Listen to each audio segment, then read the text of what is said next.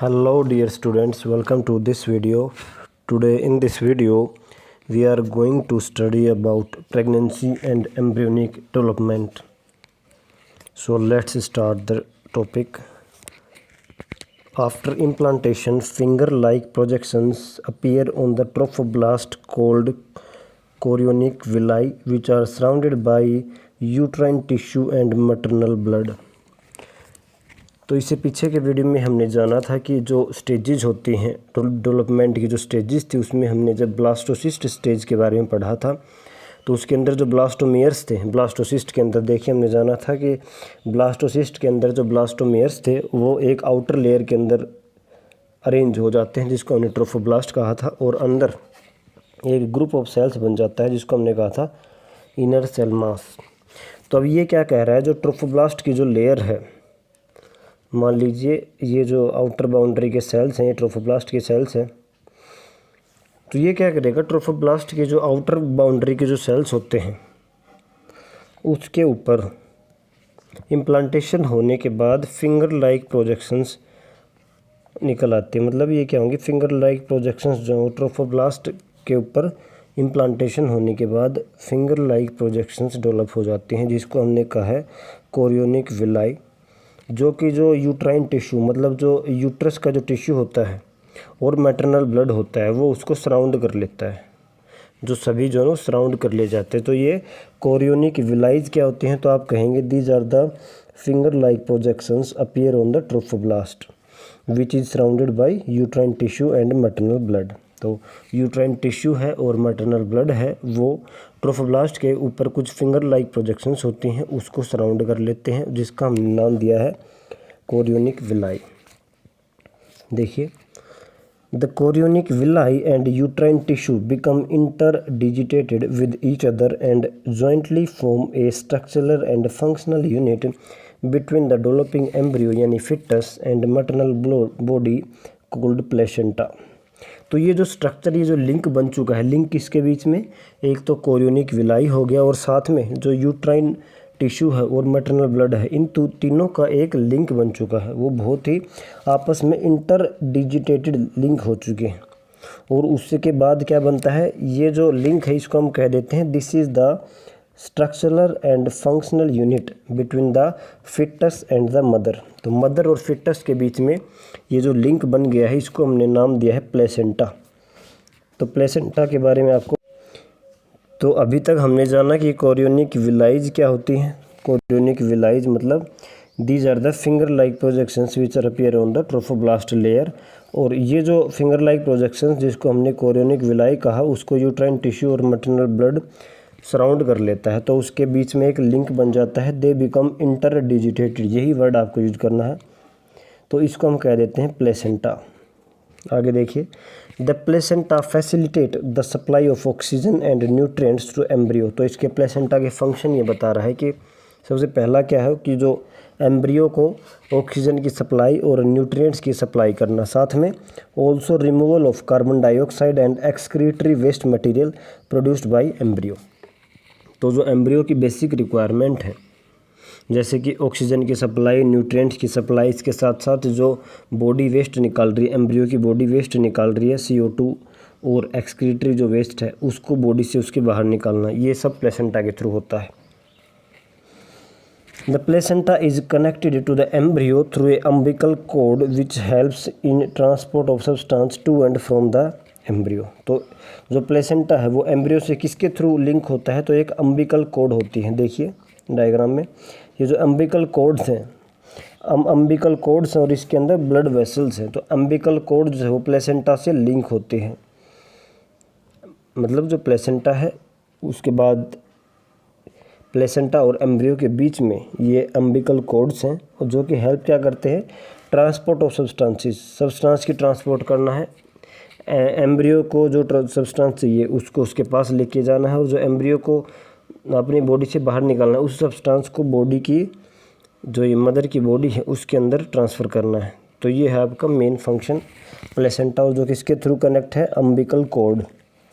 Placenta also act as endocrine tissue and produce several hormone. तो placenta एक endocrine tissue के रूप में भी एक्ट करता है और बहुत सारे हार्मोन्स को सिक्रेट करता है, जैसे कि ह्यूमन कोरियोनिक गोनेडोट्रोफिन HCG बोलते हैं, human placentation lactogen HPL, estrogens and progesterones. तो ये हार्मोन्स हैं जो कि प्लेसेंटा रिलीज करता है। ये बात ध्यान देने लायक है, जो HCG हार्मोन है इसी को प्रेगनेंसी जो किट आती हैं उसके अंदर यूज़ किया जाता है। अगर प्लेसेंटा बन चुका है तो ये हार्मोन की जो लेवल है वो बढ़ जाता है और यूरिन के थ्रू भी बाहर आता है। और जो प्रेगनेंसी किट है उसके ऊपर यदि यूरिन की ड्रॉप डाली जाए तो वो HCG को ही डिटेक्ट करता है। तो HCG अगर डिटेक्ट होता है तो प्रेगनेंसी पॉजिटिव आएगी, अगर नहीं डिटेक्ट हुआ तो नेगेटिव आएगी। In the later phase of pregnancy A hormone called relaxin is also secreted by ovary. तो प्रेगनेंसी के कुछ दिन होने के बाद एक हार्मोन और आता है रिलैक्सिन, जो कि ओवरी के द्वारा सीक्रेट किया जाता है। Let us remember that HCL, HPL and relaxin are produced in women only during pregnancy. तो ये क्वेश्चन आ सकता है कि भी कौन से जो हार्मोन्स हैं वो सिर्फ प्रेगनेंसी के दौरान ही रिलीज होते हैं। तो HCG, HPL and relaxin. In addition, during pregnancy, the level of other hormones like estrogen, progesterone, cortisol, prolactin, thyroxine, etc. are increased several folds in maternal blood. ये जो हार्मोन्स जो आपको बताए HCL, HPL और relaxin, ये तो सिर्फ pregnancy के दौरान ही रिलीज होते हैं, लेकिन कुछ हार्मोन्स ऐसे हैं जिनका कि लेवल बढ़ जाता है प्रेगनेंसी के दौरान। इन हार्मोन्स का लेवल भी काफ़ी बढ़ जाता है ब्लड के अंदर। Increased production of these hormones is essential for supporting the fetal growth, metabolic change in the mother and maintenance of pregnancy। अगर आपसे पूछा जाए हार्मोन्स का लेवल इंक्रीज क्यों हो रहा है, तो जो फिटस की ग्रोथ होगी उसको सपोर्ट करने के लिए, साथ साथ में जो मेटाबॉलिक चेंज आ रहे हैं बॉडी के अंदर उसको सपोर्ट करने के लिए और प्रेगनेंसी को मेंटेन रखने के लिए ये हार्मोन्स का लेवल बढ़ना बहुत ज़रूरी है। Immediately after implantation, the inner cell mass embryo differentiates into an outer। अब आपको पता है जो ट्रोफोब्लास्ट जो लेयर थी उसके वो डिफाइन होती है, तो बाहर की लेयर को हमने ट्रोफोब्लास्ट बोल दिया था और जो उसके अंदर एक ग्रुप ऑफ सेल्स इकट्ठे हो गए थे इसको हमने कह दिया था इनर सेल मास, और जो अंदर जो कैविटी वो थी ब्लास्टोसील। तो अब क्या होगा, इनर सेल मास डिफ्रेंशिएट होता है एम्ब्रियो में, मतलब वो आगे जा कर के एम्ब्रियो बनाएगा। और एम्ब्रियो बनाने की स्टार्टिंग कहाँ से होती है कि जो इनर सेल मास जो वो अपने आप को 3 लेयर्स के अंदर डिवाइड कर लेता है। तो सबसे पहले आउटर लेयर बनती है जिसको हमने एक्टोडर्म कहा, उसके बाद इनर मोस्ट जो लेयर है वो बनेगी एंडोडर्म, और उसके बाद उन दोनों के बीच में एक और लेयर जनरेट हो जाती है, अपीयर हो जाती है, जिसको हम कहते हैं मीजोडर्म। तो ये कब होगा, जो इनर सेल मास है वो अपने आप को डिफ्रेंशिएट करता है, एक outer layer ectoderm, inner layer endoderm and A middle layer mesoderm. These 3 layers, अब ये जो तीनों लेयर हैं इन्हीं से ही आपका कंप्लीट ऑर्गन्स बनेंगे, कंप्लीट बॉडी बनती है। These 3 layers gives rise to all tissues organs in the adults. तो इन्हीं तीनों लेयर से ही जितने भी टिश्यू हैं बॉडी के वो बनते हैं।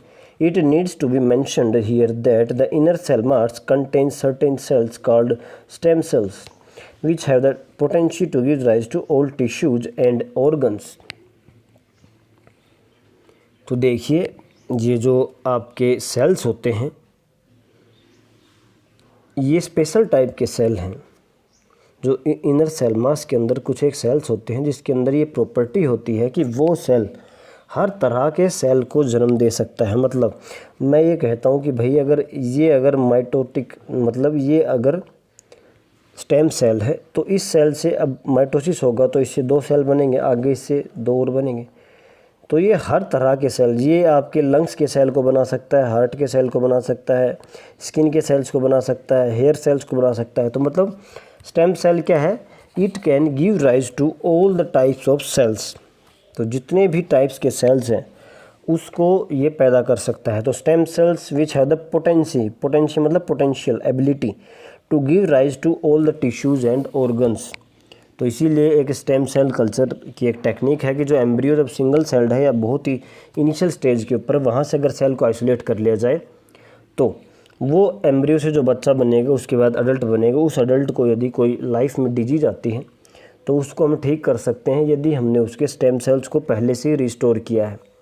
क्योंकि उस स्टेम सेल को हम उसकी बॉडी में दोबारा से डालेंगे क्योंकि वो उसी बॉडी का ही पार्ट है तो वो कोई भी रिएक्शन शो नहीं करेगा, बॉडी उसको एक्सेप्ट करेगी। और जहाँ भी डिफेक्ट है, जिस सेल में डिफेक्ट है वो स्टेम सेल दोबारा बना देगा और जो डिफेक्टेड सेल है उसको हटा देगा। इसको हम कहते हैं जीन थेरेपी टेक्निक, जो आजकल यूज होना स्टार्ट हुई है, अभी इनिशियल स्टेजेस में है। तो उसके अंदर स्टेम सेल्स की ज़रूरत होती है।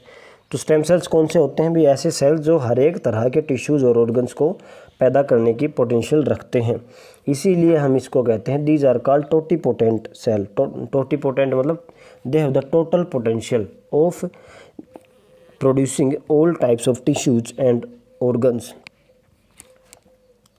देखिए, what are the major features of embryonic development at various months of pregnancy. तो आपकी क्वेश्चन आता होगा कि भाई मन में कि अलग अलग प्रेगनेंसी के मंथ में अलग अलग किस तरह की डेवलपमेंट होती है। तो टोटल मंथ जो होते हैं वो 9 मंथ होते हैं, सभी को पता है।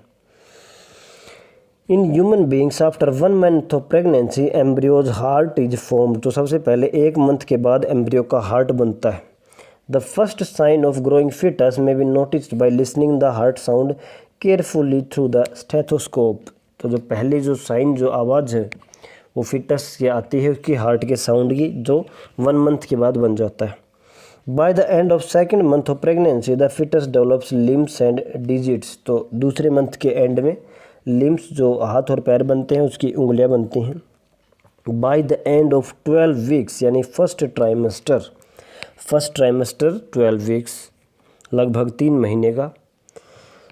तो 3 महीने के अंदर क्या होता है, most of the organ systems are formed, for example limbs and external genitalia organs are formed. तो ये सब बन जाते हैं, लिम्स भी बन जाते हैं, एक्सटर्नल जेनाइटेलिया भी बन जाते हैं, मतलब मेजर जो ऑर्गन्स हैं वो और ऑर्गन सिस्टम सब बन जाते हैं। The first movement of the foetus and appearance of hair on the head are usually observe during 5th month. तो 5th मंथ के दौरान जो पहली जो मूवमेंट होगी फिटस की वो ऑब्जर्व होती है और उसकी बॉडी के ऊपर हेयर बनना स्टार्ट होते हैं और उगना स्टार्ट होते हैं। By the end of about 24 months मतलब 2nd ट्राइमेस्टर 6 महीने के बाद the body is covered with fine hairs, eyelid separate and eyelashes are formed. तो 6 महीने के बाद क्या होता है, जो पूरी बॉडी है वो हेयर से कवर हो जाती है, आईलिड्स सेपरेट हो जाती हैं और आईलैशेज भी बन जाते हैं। और 9 मंथ के बाद the foetus is fully developed and is ready to for delivery. 9 month के बाद फुल्ली डेवलप होके डिलीवरी हो जाता है। अब देखिए, अगला जो लास्ट टॉपिक है आपका वो है parturition and lactation. We will do it in next video, so be connected to the channel.